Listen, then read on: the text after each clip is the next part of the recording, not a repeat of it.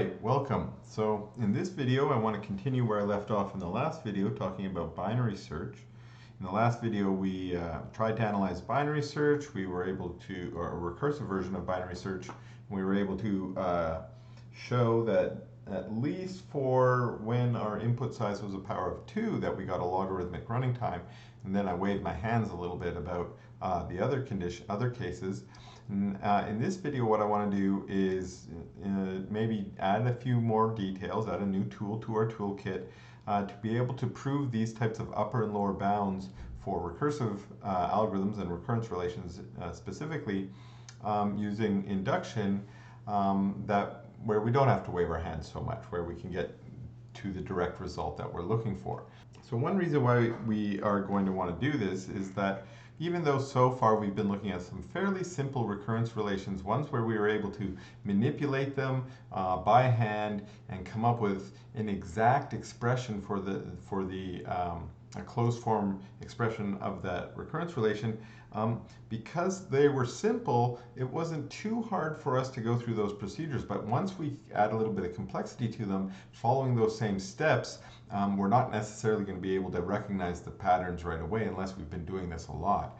And so what that means is that we might want other techniques that are not going to be quite as hard. And so instead of looking for exact expressions, exact closed form expressions of the recurrence relation, what it is exactly equal to, we will look for approximations. And that's something we've been doing throughout these series of videos for the last number of videos, where we're looking instead for what it's exactly equal to for what its upper and lower bounds are. And so that's what we're going to be looking here, upper and lower bounds for a recurrence relation.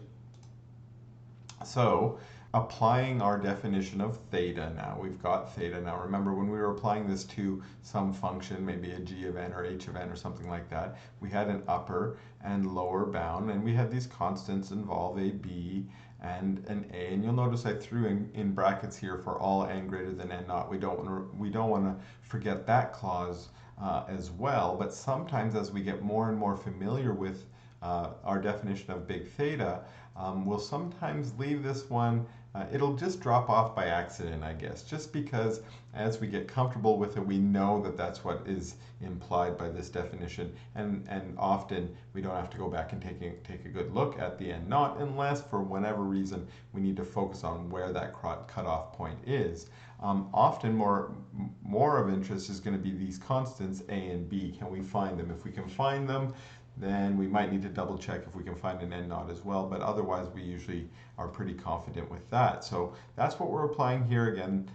Again, I'm just taking the definition of what theta of f of n means and applying it to our recurrence relation t of n. And again, this is sort of telling us two theorems we want to prove. The upper bound theorem, can we prove with induction that t of n is less than or equal to b times f of n? And then the lower bound is the other theorem, the second one. Can we show that t of n is bounded below by the same function but maybe with a different constant out front? Now remember, if we were looking for exact expressions, that's what we've been doing for the most part up till now, we want something where the a equals the b. So this is equals all the way through then.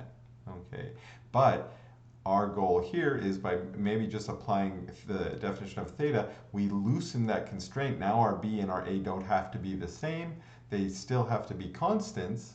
But if we can find constants that t of n falls between these two constants, then that's good enough for us with our definition of theta. So again, I mentioned we're going to use induction on our upper and lower bounds. So we've been practicing induction a lot in the last number of videos. Okay, but now, I sort of foreshadowed this in the last video, we need to use a new kind of induction that we call strong induction. The kind of induction that we've been using thus far is called weak induction. So let's take a look at the difference between them. So the way I've got it set up here is I'm saying that weak induction, the induction that we've been doing so far, we can use that in cases where the case for n depends only on the case for n minus 1. So n depends on n minus 1, n minus 1 depends on n minus 2, and so on all the way down. And as we're comfortable now with the setup, all the way down until we get to some case that we've already proved in our base case. That's how our weak induction works. Now in strong induction, what we say is the case for n may depend on more than one case, not just one case, n minus 1, and that the case that it might depend on may be something other than n minus 1. So there are a couple sort of common recursive relationships that we might know of. One that you may recall from an earlier video is the Fibonacci sequence. The Fibonacci sequence is dependent or defined in terms of both n minus 1 and n minus 2. If we wanted to do some sort of inductive proof on that sequence, then we might need strong induction because it violates both these conditions here. One, it has more than one case, it had two cases. And then secondly, it also may depend on something other than n minus 1. And so strong induction will be the tool that we will bring to bear in these cases, which is really, it's just a stronger version of the same tool that we've been using. And it's stronger in the sense that it applies in more instances.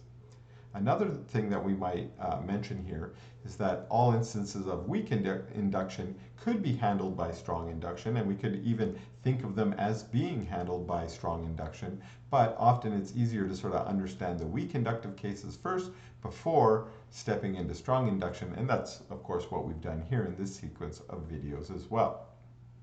So I just mentioned the Fibonacci sequence, and I think I mentioned these two components here, that it depends on two cases, n and n minus 1. Now the one that we're looking at here is binary search, and recall that binary search also does not depend on n minus 1. In our definition, it depended on the floor of n over 2. Okay, now this is important for us. Now in our last video, the way that we handled this was not by using strong induction, it was by doing a translation of our variable n here into a different variable k by making an assumption saying assume n is equal to 2 to the k.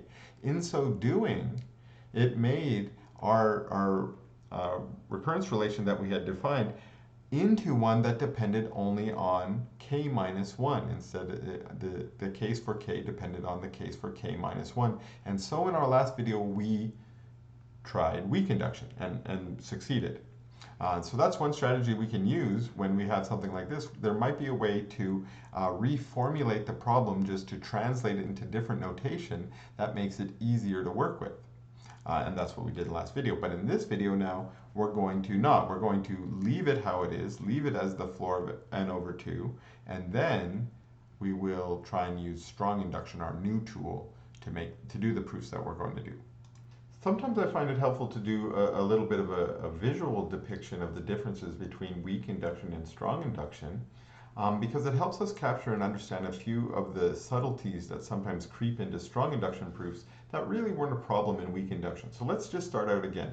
Weak induction, we have n being dependent on n minus 1. So this was sort of our definition. N is only dependent, the case for n is only dependent on the prior case, n minus 1, and then n minus 1 is dependent on n minus 2, and so on. We get sort of a nice little pattern all the way down to, well, usually we prove one of two possible base cases, 1 or 0 if we have a choice. Of course, we could have proven any of the base cases in between there, but usually we settle for one of these.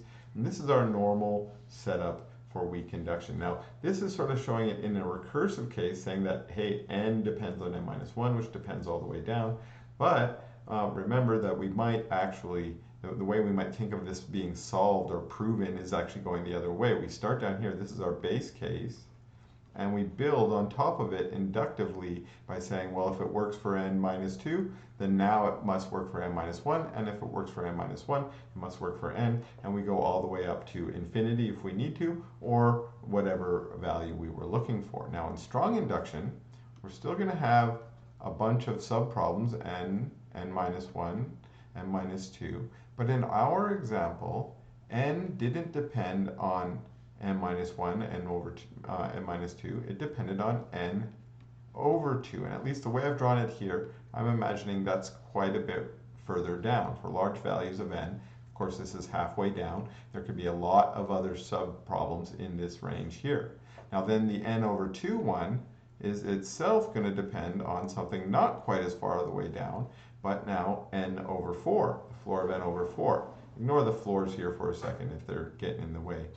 We're just dividing by 2 every time down. And of course, we might go not quite as far down in the next jump as well, down to n over 8.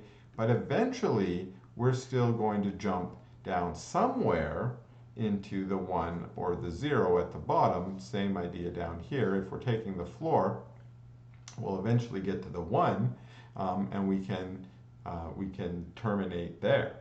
Okay. In some cases, we might get down to a 0 as well, depending on how we set up the base case or the terminating case of our recurrence here. Now, sometimes it's helpful to look at the bottom level and see how we get started here. So often, if we were doing this 1, 2, 3, and I'll maybe just do a couple here to get us started, these values, if we were using weak induction, if the case for n only depends on the case for n minus 1, then let's say we prove our base case is 1, and we've proved our inductive case, this loop here that says if you had n minus 1, you got n, then we can apply the inductive case to say, well then, 2 works too.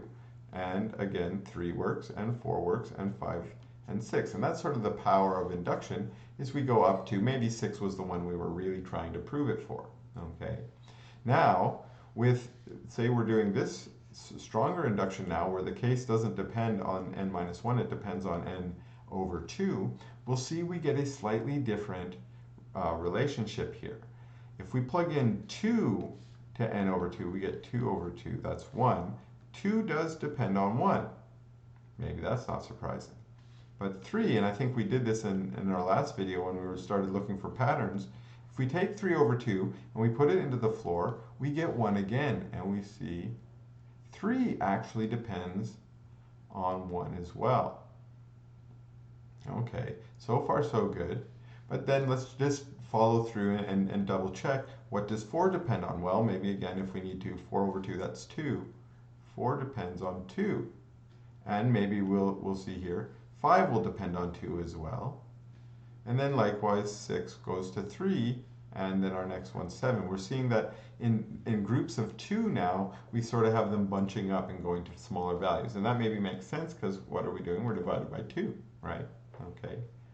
Now, what that means is, at least for the structure that I've got here, the next one, I didn't write it, but let's do it, 8, the next one depends on 4. We're good to go. If we proved 1 in our base case, check, check, check, we can get check marks all the way up here as well. But let's say, just for a moment, that 1 didn't work. Sometimes the 1 doesn't work for us. But we can get 2 to work. We proved 2 to work. 2 works fine. 1 doesn't work fine. And so we got 2 to work, but for some reason we didn't investigate, we didn't look too closely at 3. What we'll notice is that since 3 still depends on 1, and we didn't prove 1 true, 3 doesn't actually work now, even though 2 works. So even though n minus 1 works, because our relationship in this case is, it doesn't depend on n minus 1, it depends on this other value. Even though n minus 1 worked, 3 doesn't work. Now 4 depends on 2, and 5 depends on 2, so we could get check marks there. But then 6 depends on 3, and 3 is broken, and 3 depended on 1, and it was broken, so we actually get 2 more broken cases up here. So what I'm trying to show here, and we might not encounter this in this particular proof we're going to look at in a second, we might, is that sometimes we're going to have to choose a base case other than 1, and when we do, that means we might have to expand our base case beyond just 1 element. Here we only proved it for 1. That's very common, and we do this a lot. But in this case, when we are using strong induction, we need to be careful. Have we proven a big enough base case? And we'll see if that shows up here in our next example. Okay, so here I've got us ready to go. This is the recurrence relationship that we came up with last day for our binary search. And I want to prove an upper bound on it. And so again, here I've applied the definition of big theta to say what I'm trying to do is show that t of n is less than or equal to b times log n. Okay, you'll notice I got rid of the floor here. I don't need the floor in there anymore. That's another point of simplification, that by getting rid of the floor, or rather let me state that slightly differently. By focusing on an upper bound instead of just an exact solution, we can ignore the floor, we can drop the floor out. Okay, so let's take a look at our proof. Now again, I mentioned I want to do this as a proof by induction on n. And we're going to start, we need to pick for some value. So I'm going to just try and start out here. If n is 0, n is less than 1, n is 0. So again, my default rules when I want to do a base case, yeah, 1 is really good, but 0 is usually better. If we can do 0, we should do 0. Now the problem with 0 is, say I plug it in, t of 0, what is t of 0? It's 3. I need to show that 3 is less than or equal to b times log of 0. Now what's log of 0? Hopefully we remember, we go double check that that's undefined. Log of 0 is undefined, meaning there's nothing that's log of 0, or maybe that's infinity, or maybe it's 12. I don't know what it is. It's undefined. There's no definition for what that is, meaning our goal, what we need to prove here, is gibberish, something that is impossible to prove because it doesn't mean anything. It doesn't have any, it doesn't express anything, okay? And there's sort of two kinds of statements that don't express things. Ones that are vacuous, that are just sort of true in virtue of there being nothing there, and then others that are gibberish or false, or it's impossible to prove because it's impossible to even understand what it is that they're trying to say. And that's the case here. Log of 0 is undefined, so we've got a statement here that doesn't even make sense. So that's impossible. So that's why n equals 0 doesn't work. Okay, well, what do we do when our base case doesn't work? Well, just try the next one. Try the next one up. So next one is going to be n equals 1. So now let's try it again. Let's see if it works again. Okay, t of 1. Well, now we need to be careful. T of 1 puts us in this case. We're actually at 12. Okay, big deal. We just changed the constant from a 3 to a 12. It's important, but it's maybe not that important. It's still a constant. And we need to show that that is less than or equal to b times log of, plugging in n equals 1 now, log of 1 is 0. Can we show that 12 is less than b times 0? Well, b times 0 is 0. 12 is not less than or equal to 0. That's impossible. So that's actually the first bit here that I've got here. T of 1 is 3. That must be less than or equal to b log of 1. That's 0. This doesn't work. This doesn't work for any choice of b. Okay, so that means we're out of luck, right? So what do? Give up? No, we don't give up. Of course, we try the next one. That's what we just did. If 0 didn't work, try the next one. 1 doesn't work, try the next one. 2. Okay, but keep in mind, think about what we just looked at on our diagram. Remember this little bit here? 1 didn't work for us. So now we're going to try 2. But our argument here said if we do 2, we need to do 3 as well. The first thing we'll notice here is what this is saying, and this is where this n naught's going to come in and be helpful for us, is it doesn't matter that it didn't work for 1. We don't necessarily have to prove this for 1. We don't have to prove it for 1 because we only have to prove it for all the n greater than n naught, and we get to pick n naught just like we get to pick b. So we'll just scrub 1 off our list. We don't need to prove it for 1. We did this in the last video when we looked at the exact expression and we said, well, we're just not going to prove it for 0 for the same reason. Log of 0 didn't make sense. It was undefined, remember? So we just said, fine, we won't prove it to that one. We'll start at 1. Well, here we'll do the same thing. We say, fine, we won't prove it for 1 either. We'll start at 2. Okay? And it'll be true for all the ones after 2, hopefully. That's our goal here. All right, so here I'm going to get us started. And I said here that we're going to prove our base case for n equals 2 and n equals 3. So I'm going to do this two ways. The first way I'm going to do this is I'm going to just write down what I need to prove. T of 2, which a little calculation from before. T of 2 is going to be t of 1 plus 9, so that was 21. T of 3, when we did our calculation before, was also 21, so luckily these are the same. That's going to make things a little bit easier for us. And now what do we need to show? We need to show that this is less than or equal to b, and let's be careful here, we've got it right over here, b log n, b log base 2 of 2. Okay, because we're plugging in our value of n here, right? And then this one we need to show is less than or equal to b times log base 2 of 3. So here I put this on the side because this is maybe my scratch. This is the work I'm doing on the side before I lay down my final proof. And I look and see what I'm trying to do. Now, one thing I'll see is this is easy. That's 1. Now this, you might not know what this is. Sometimes you got an instinct, you might go plug this in, it's about 1.6 or something. It's bigger than 1.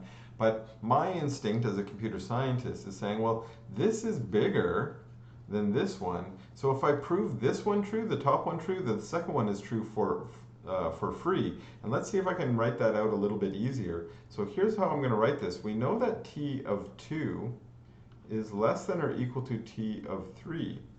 In fact, they are equal. When we calculated them, we saw they are equal, but we know they're less than because t is an increasing function. And then on the other side, we know that b log base 2 of 2 is less than or equal to b times log base 2 of 3. And that's because log is an increasing function, and we know that as well.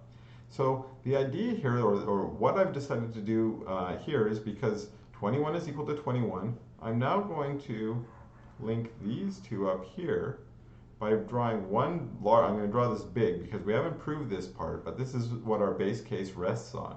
If we can prove this bit in our base case by transitivity, we get the two relationships we want. Okay, that means this one is less than this one. That's what we had here. And this one is less than this one. And that's what we have here. So what did we confirm? Let's just go back and confirm. This is probably the trickiest base case we've had to date. T of 2, I'm going to write it to be very explicit, is equal to T of 3, which is 21, which is less than or equal to B. I'm here taking this component and just making it 1, and of course I'm not writing it, so less than or equal to B. Now here, normally this is where we check something. We say, well, is this true? And it might have been as simple as saying, is 21 equal to 21? In this case, we might just put a check mark. Well, here I put a check mark, but I'm going to put a check mark and I'm going to write a little note to myself here. This only works if B is greater than or equal to 21. Now, why am I putting this note here? Well, remember, I get to pick what B is. The only thing that the definition tells me about B is it has to be positive. So right now, I might just double check. B greater than 21, can I pick a B that's greater than 21? Well, there's positive numbers in that range, so good, I can do this. But this is also a note to myself later on down below. I might have more conditions on B that come up, and I have to satisfy all of them. So maybe down below I have another condition that says B has to be less than 5. Well, I can't find a B that's bigger than or equal to 21 and less than 5, so that would be a problem. But if I find another one down below that says B has to be bigger than or equal to 5, well, I can definitely find a B that is both bigger than or equal to 5 and bigger than or equal to 21. 21 works, for instance, or 25 or 106, whichever your favorite. So basically, base case, we're done in the sense that we've done our check mark here, but we've also identified the condition under which the base case holds. So let's move on to our inductive hypothesis. In the inductive hypothesis, we're going to assume something. Now, in the strong induction, I was sort of working up to this in the last couple inductive proofs that I've done in this series of videos. And those ones, I said, well, let's assume it for the last one, n minus 1. Well, in this case, I'm going to assume it for all of the values prior to this one. So usually what I say here is I'm going to assume what I'm trying to prove, but I'm going to use a different variable to stand in here. And the variable I'm going to use to stand in here is k, because, well, that's just the one I happen to like. So by using a new variable k, I've just subbed in for n. Anywhere I had n above, I'm going to write k down below. And then I'm not going to assume it for all the n's greater than n naught. I'm just going to assume it for all the k's less than n, whatever n I'm currently working on. So notice that includes n minus 1. It includes n minus 2. It also includes n over 2, which is the one that I'm going to be worried about up here. Okay. So sometimes we might want to rewrite this a different way. So there's a different way you could write this, and this is perfectly acceptable too. We could say assume t of the floor of n over 2, because this is the one we're worried about. We are sort of look ahead and say, hey, that's the one I'm going to see in a second, so that's the one I'm worried about. And rewrite it here. Here I put the k in there, but I could put the floor of n over 2 instead. That must be less than or equal to b times log of 2 of the floor of n over 2. And if we assume this one, so these, at least for the purposes of this proof, are equivalent. They're not the same statement, but for our proof, either of them will work. So I'm going to go on and finish our proof now. So in my inductive case, I'm going to pick up wherever I left off. So I did 2 and 3 up above here. So I have to handle all the other cases with my inductive case. So that's going to be n greater than 3. Now let's see if we can do our proof. Now, how do we start off our proof? The very first step is going to be the applying the definition. What was t of n equal to? It was equal to t of the floor of n over 2 plus 9. Okay. Now notice, by applying our definition, we've got this term here. And if we did our inductive hypothesis right, that should be the term that we're available to replace. So, of course, if this one, I usually say, by definition here, the next one here is going to be by the inductive hypothesis, which is, of course, what we've got right up there. So applying the inductive hypothesis, we'll say that this term here must be less than or equal to, so I'll write a new term here, b log base 2 of the floor of n over 2 plus 9. Now, this is how I get started, but now I need to kind of know, well, where am I going? And sometimes that means I jump down a little bit below here and I say, well, what was I trying to prove?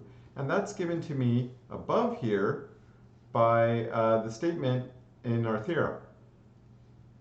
This is what I'm trying to prove, that it's less than or equal to b log n. So this is where I'm trying to get.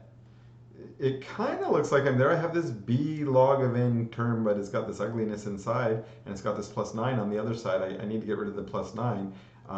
So this shows me where I'm trying to go. Now I need to do a little bit of algebra to get there. Now the next thing I'm going to do, and this is common, if I got floor in there and I don't want the floor in there, I want to get rid of it. Okay, so here I'm going to do b times log of 2, and I'm just going to, at least for the moment, ignore the floor. Now why does that work? Well, I'm going to do a little side over here. We've got the floor, I'm just going to be simpler here. If I've got the floor of x, okay. Now the floor of x, remember what the floor does is it rounds it down if it's not an integer. Now if we put an integer in here, we just get the integer back. But if we put anything else in here, we got something smaller than the integer. So we know that this is usually less than x itself, or if it happened to be an integer, they might be equal. So this is what I'm applying here, except I'm saying, well, let's do it for our term. We had this one. I'm saying that's going to be true. Now this only works because we're working in this direction, which is the upper bound. So we can ignore the floors on the upper bound. We can ignore ceilings on the lower bound, but I'll show you in a second how to do floors on the lower bound. Okay, so let's keep going now. Now that we got rid of that floor, we can use some log rules to get rid of this one here.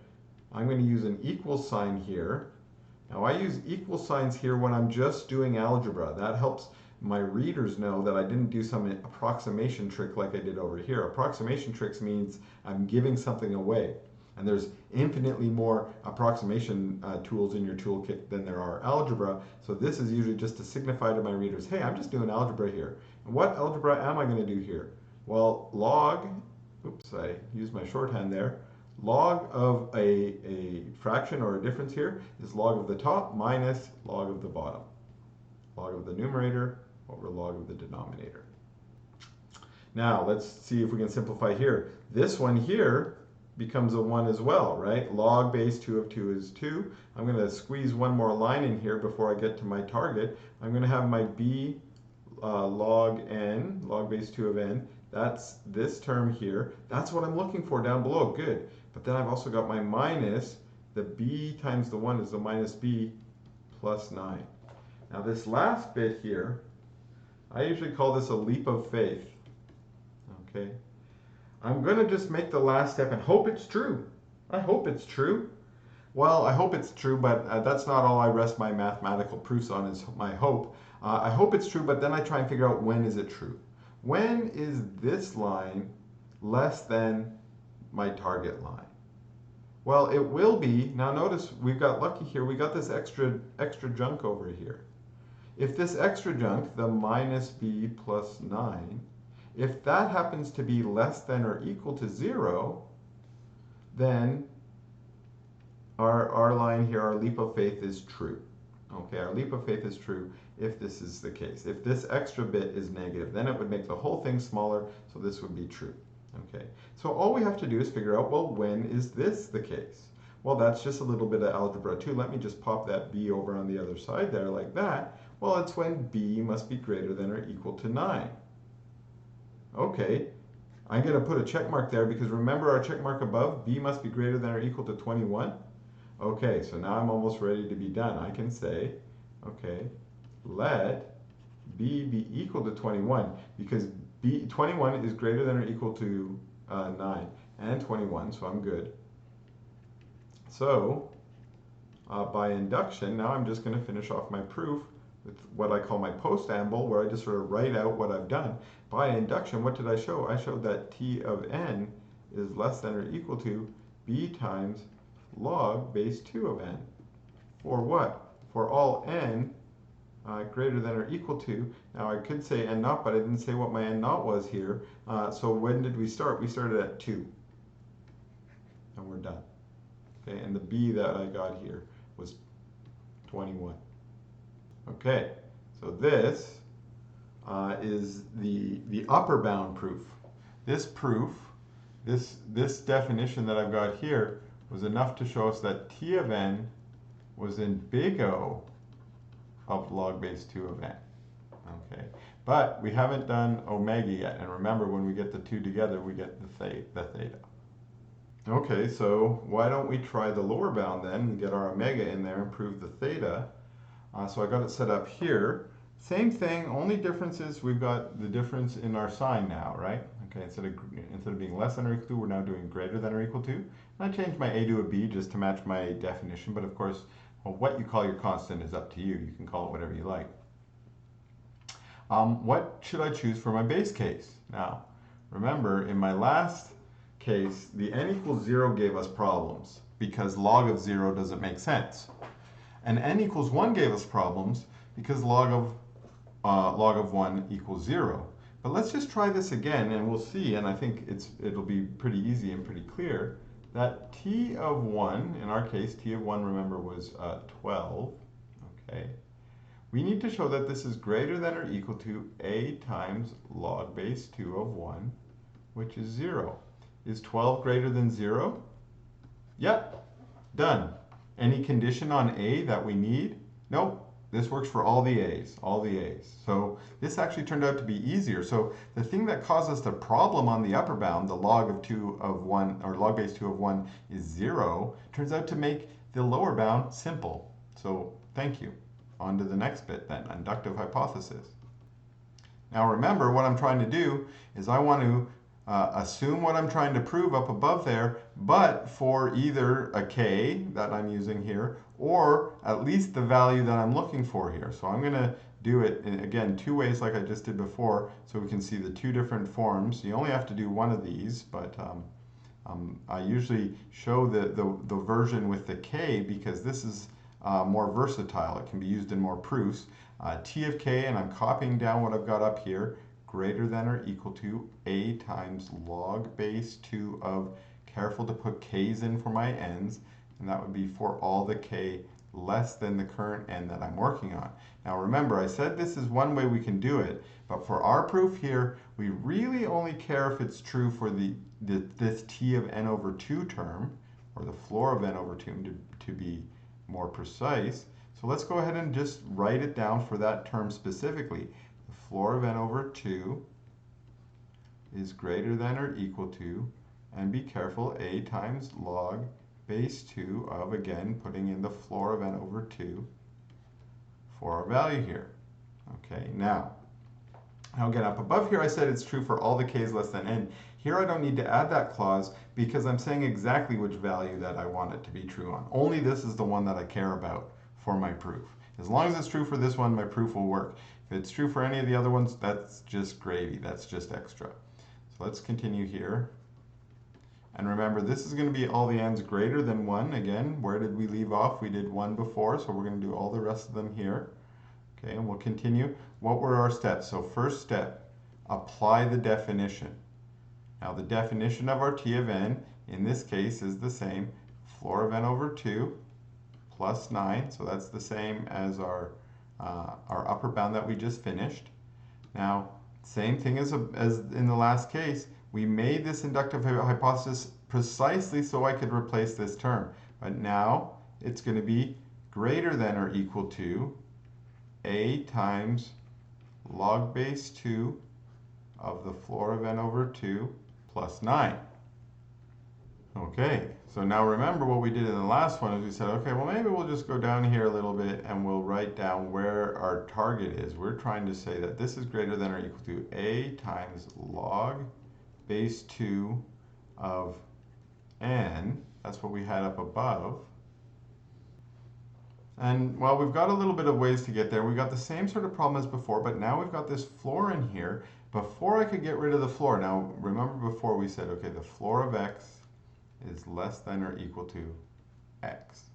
Well, what is the floor of x greater than or equal to? Well, there's sort of two important and good answers to this that we use in a lot of our proofs. The first one that usually comes to mind because it's the easiest one is the floor of x is always greater than or equal to x minus 1. Okay, always greater than or equal to x minus 1. Let's try that here. So we're going to say, okay, greater than or equal to a times log of 2. Now our x in this case is going to be our floor of n over 2. This is all inside here. We're going to get n over 2 minus 1 plus 9. Now, one question that comes out here is what do we do with the minus 1 when it's inside of a log? And there is an answer, but it's an answer that I don't really want to dive into right now. There's no sort of algebra rule that we can use in this case. So the only rules that we could use are approximation rules where we kind of guess what it's greater than or equal to. And I guess I'll just mention what the rule I might use if I got myself stuck in this case would be, is I would just try and pull the minus 1 out, see if it works. And when I say see if it works, I mean go test myself algebraically and make sure that this is true. And in this case, it happens to be the case that if we pull the minus 1 outside of this, we actually make it smaller, which is what we're trying to do, okay? But actually what I'm going to do here is I'm going to introduce a slightly different way to handle this, where we're going to look at a slightly different approximation here for our floor of n over 2. I want to say that this is greater than or equal to n over 4. Now the reason I want this is two reasons. I know that inside my log here, if I have a fraction, there is a nice little algebraic rule I can use to deal with that. And then also, why did I pick 4 and not 3, for instance, is since my log is base 2 and 4 is a power of 2, that's going to make the math easy. Some things are going to cancel out nice that way, whereas if I picked a 3, this might still be true, but I picked 4 because it's going to make my math easier. Now, the other question is, how do I know this is true? How do I know that the floor of n over 2 is always greater than a quarter? Now, it kind of makes sense that half of an n is bigger than a quarter of an n. At least when n is big, that makes a lot of sense. But what about when n is small? So I want to be careful here. Let's plug in a couple values. I'm going to have my floor of n over 2, and I'm going to have maybe n here, n equals 0. So if I have 0, 0 over 4 is 0. And the floor of n over 2, 0 over 2 would also be 0. So is it less than or equal to? Yes, it looks like it works for 0, so maybe we're in luck. What about 1? 1 over 4 is going to be 1 quarter. 1 over 2 is 1/2. Take the floor of that is 0. Is 1 quarter less than or equal to 0? No, actually it doesn't work for 1, so maybe we're out of luck now. Let's try 2. In the case of 2, 2 over 4 is going to give us 1/2. And then over here, we're going to get 2 over 2 is 1. So we get the floor of that is 1. Is 1/2 less than 1? Yes. And actually, you can verify it yourself after this point here. It's check marks all the way down, which means as long as our n is greater than 1, we're good. Luckily, that's the case we're in. So that means we can use that approximation. We can say we can get rid of this floor here by changing the 2 to a 4. All right, and let's continue then. Now we can use our logarithmic rules. We'll get a log base 2. I should put this all in brackets so I'm not sloppy and propagating my a inside here. We're going to have log base 2 of 4.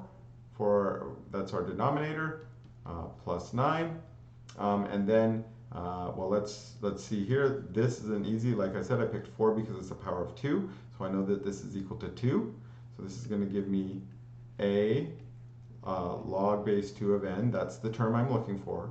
Minus 2a plus 9. Now remember, this was my leap of faith that I called it in my last one, leap of faith. I hope it's true, but then we have to say, well, when is it true by looking at the leftover stuff? So again, I'll bring it over here, minus 2a plus 9. In the last case, it had to be greater than or equal to 0, or sorry, less than or equal to 0. Now we need greater than or equal to 0.